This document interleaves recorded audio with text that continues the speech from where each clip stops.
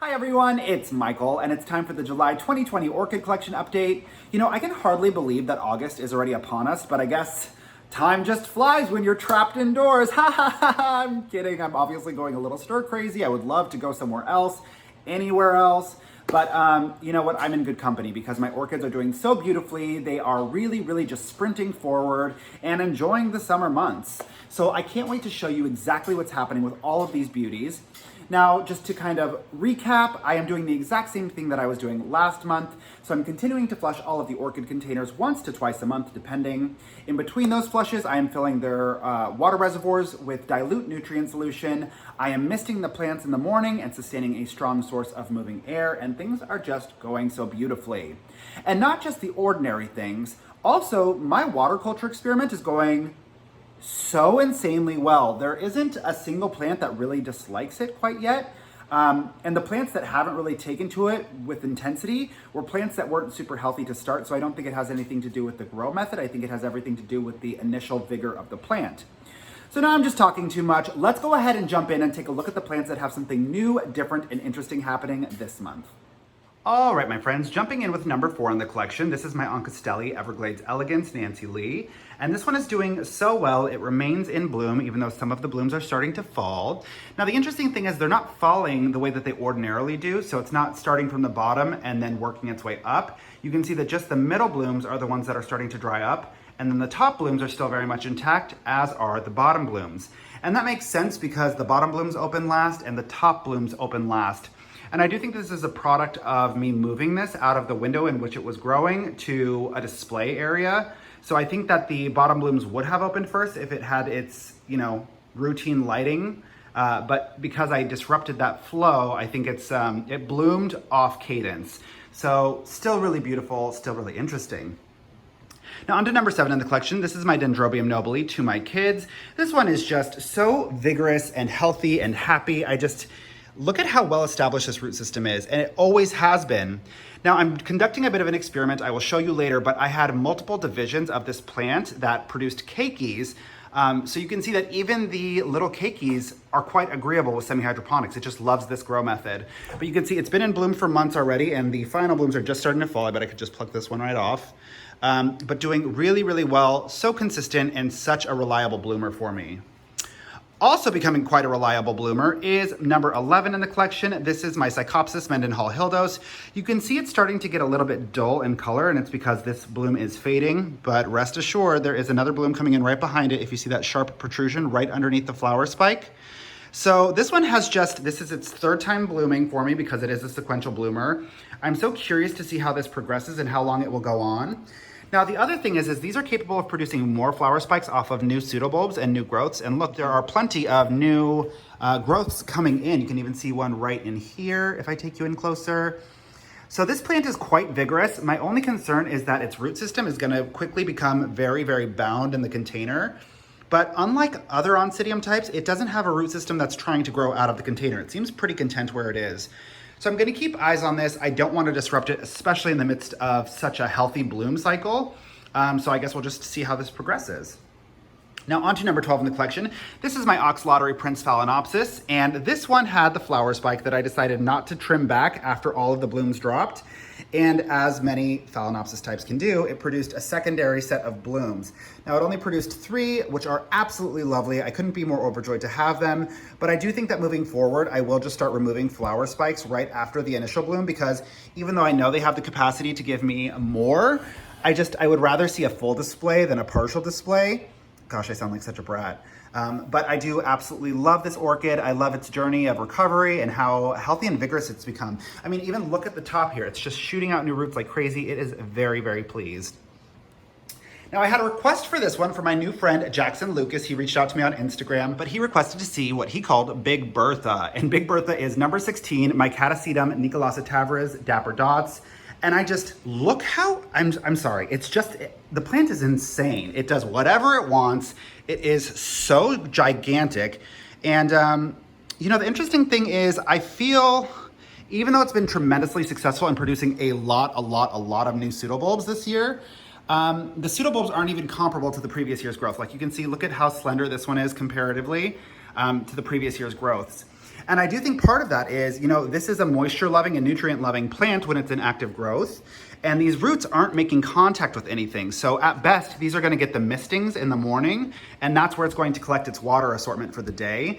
And I just don't think it's sufficient to create really, really vigorous and gigantic growths like the previous years. So I am definitely going to divide this. I am super pleased that it has no spider mites. Still, I feel like I have really, really effectively treated it.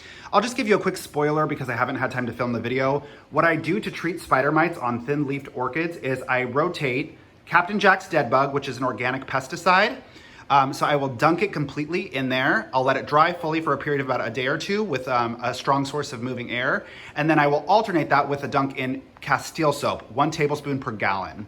And that seems to really do the trick. Sometimes you'll have to alternate 3 or 4 times, but I mean, proof is in the pudding. I haven't seen anything on this guy, and I'm so, so pleased because I've struggled with it every single year. Now we're gonna move on to number 17 in the collection. This is my Ascenda Betty May Steel Carmella. And this one just continues to absolutely thrive in full water culture. It is so peculiar and so unexpected, but just look at this root system. It's spitting out new roots like crazy. It couldn't be more pleased. And the most remarkable thing is, we have a flower spike coming in. Now I did get this to spike for me when I had it in basket culture, but as I've mentioned many times before, I struggle with basket culture because I'm just not a conscious enough of a grower to really stay on top of it. So this one created the flower spike, and then I forgot it in the window for 3 or 4 days, and then the flower spike dried up, and that was devastating. So I'm just glad that I was able to set and forget this one, and it's just doing really, really well. Now this is one that I get a lot of requests for. It's my Zygopetalum. No, it's not dead. A lot of people were like, did it die and you just didn't tell us? I always tell you when my plants die, but I'm very proud of myself. I haven't had a single orchid fatality in over a year, you guys. It's pretty good, I'd say. But this one just continues to do whatever it wants.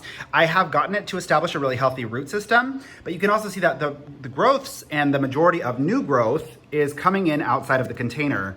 And I think just because of my intense success that I've been having with water culture, I might just divide this portion of the plant and put it in water culture. Now that could kill it, it could not, but you know what? I'm tired of being in this mid zone with this plant where it's not thriving and it's not dying. So I would rather see some momentum in any direction. So I think I am gonna do that. I so often hold off on doing these things because I wanna take you along with me while I do them. But I've just been so hard pressed for time lately that I haven't been able to film all of the things that I want to, but stay tuned for that. Now, some of the things that I can show you that have already been transitioned to water culture are my bulbophyllums. And yo, I just have to tell you, I wish I had done this forever ago. These plants love it. Oh my goodness, look at this. Do you guys see how well established this new root system is? This has not, in the entirety of the time I've owned it, put out a new growth for me. And then just a few weeks in water culture and boom, there it is. That ambient humidity that exists within this container is perfection. It loves it, couldn't get any more of it. And the same is true for, oh, and I'm sorry, that was number 19, that's my Bulbophyllum fascinator. But the same is true of my Bulbophyllum ambrosia. Now this plant has always done okay. It has always managed to produce new growths, but now it's producing new growths every which way. So take a look in here. You can see there's a new growth right there. Look at all the new root growth that's coming in, but also it's got leads coming off of literally every single part of the plant. So hold on, let me see if I can zoom out. But you see, right down there, there is another new growth coming in. It just looks like a little stick at the bottom, that little brownish portion. There is another new growth coming in right here. It is just branching and leading off of every single part of the plant that it can. And that is in direct response to its conversion to water culture. So I'm super pleased to see that. Now on to number 25. Number 25 has always been a really consistent bloomer, but this one has been in bloom for, I think, over 4 months now. Another sequential bloomer. This Epidendrum green hornet just does whatever it wants. I do think I'm seeing the end of this sequential bloom cycle because I don't see any immature blooms coming in, but just look at it. So happy, so healthy, and just really reliable. It doesn't ask a lot of me and gives me the whole world. So it's my favorite kind of plant. On to number 26. This is my Allosaurus stellar. I thought this one was a goner for sure. I have been preparing to film an in loving memory video for this for a very long time. But you know, right when you count it out of the race, look what it produces. It's a brand new growth off of a baby little pseudobulb. So it's a miracle that that pseudobulb even matured, and it's a bigger miracle that it's producing a new growth. So we'll see how this progresses. I wouldn't say it's doing great, but it is not dead. Now we're gonna move on to number 28. We know her, we love her, she is absolutely phenomenal. This is my Cattleya Purple Blue Hawaii Mini. But what I really wanted to show you is not even the mother plant. I wanted to show you some of the divisions off of this plant because I've been conducting a bit of an experiment. I potted a lot of the divisions in different ways. So this one is in sphagnum moss with a little dressing of leca at the very bottom, right up to the drainage hole. And look how happy and vigorous and well it's doing. It's just producing tons of new roots inside of the container and outside of the container. Oh, did I just snap a root? Ugh. See, I need to be careful. I'm clumsy and this is why my plants have problems. Ugh. Sorry, I get so frustrated when I do that. But you can see it has plenty of roots coming inside of the container. It seems really happy and well acclimated. But then I take you over here to this one. This division wasn't doing great because I just kind of forgot about it for a while. But then I put it into water culture and look what it did immediately. Do you see this new root system? I just think that this plant is a generally agreeable plant and just does well in a lot of different grow methods. And I mean, if that's the case, I do prefer water culture just because it seems to be a cleaner method. If I need to divide or repot, I don't have to wrestle leca away from the root system. So I'm gonna continue to observe this division and see how it fares. But I might ultimately transition the mother plant. I don't know, we'll see. Jumping back in with number 29 in the collection, this is my Eulaphia petersi. And all I wanted to showcase is how impactful that transition to its classic grow method, which is just into essentially succulent mix, has been. Look at this new growth compared to the previous year's growths. Such a gigantic and significant difference. So it's continuing to really appreciate that repot, and I will keep you posted. Now on to number 31. This one is a prime example of plants that are neglected, insisting on doing well anyway. This plant I just have not been terribly kind to. Part of it is because the shape of it really challenges me in terms of a repot, because we all know that these pseudobulbs carry a lot of really beneficial energy as these old leaves dry up, and you don't want to cut them off. But because the plant has grown so wide, it really doesn't suit any other container. And if I take you in close to the medium, you can see the mineral buildup on it. You can see all that little like white ghostliness, those little speckles everywhere. That is mineral buildup. So I've just kind of ignored this. Its old root system seemed to die off, and then it just in the same container put down a new root system because it was intent on living. And wouldn't you know it, it's now producing a flower spike. I don't know if I said it. This is my Oncidium Wild Willy Pacific Bingo. It's a beautiful plant.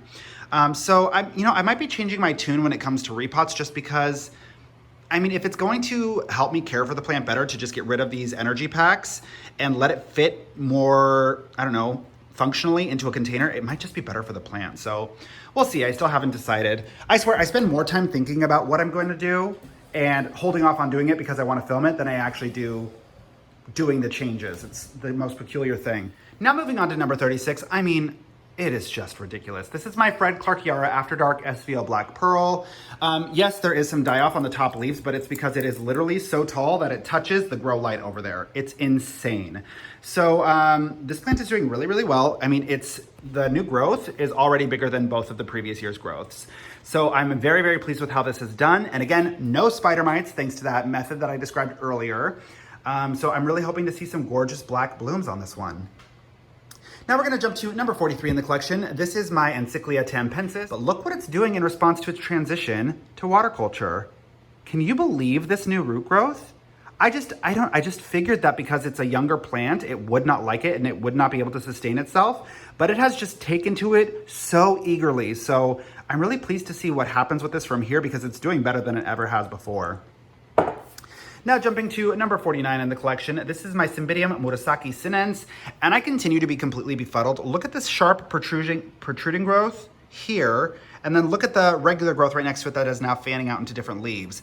So I feel confident that these two are completely different types of growths, but I mean, because this one has a leafy exterior, maybe it's a new growth and not a flower spike. I really am praying it's a flower spike because I've been growing this Cymbidium in semi-hydro for years just to see if I can. And if I do manage to get it to successfully bloom, I will feel like a rock star. So I'm just really waiting for this to reveal itself. Tell me who you are. I'll stop screaming at this plant now. Moving on to number 51. This is one of my wedding day Phalaenopsis orchids. I mean, the blooms have just been so delightful. And I know a white Phalaenopsis is the most basic you can be, but just like, they're so happy and they bloom so significantly and intensely, and they make me really happy. And they're all over my home. I've got some over there, I've got some in the windows. They're so, I don't know, agreeable with where you place them in your home. You have so many options with them. I do think just because of the total volume of orchids that I'm caring for, after this bloom cycle is over, I will give 3 of them, 3 of the 4 to my sisters, just because I would like to simplify, but there is something about seeing them all bloom together in perfect synergy. It's just so delightful. Now we're gonna move to number 53 in the collection. This is my Dendrobium Hibiki, and this one is doing, I don't know. So if you haven't seen this before, dendrobiums are prone to getting cakeys when they feel panicked. Some of them do it if they're not panicked. Some of them do it even when they're really healthy and vigorous growers. But this one specifically, the mother plant here was actually a keiki. And it was one of the only survivors because the original mother plant was covered in keikis until all of them drained her of her life and she died. So I repotted this one, and you know, it's gotten well established. You can see that the root system is really circling the container. It's gone down into the leca. It's done quite well. So I do feel a bit alarmed to see a keiki on it. So I might actually remove that and put it in water culture. I might just, I don't know how to get this plant to be happier, you know? So I'm just gonna keep monitoring this and then make some informed decisions, but it is imperative when you see keikis growing on your dendrobiums that you watch them carefully because they can drain the mother life.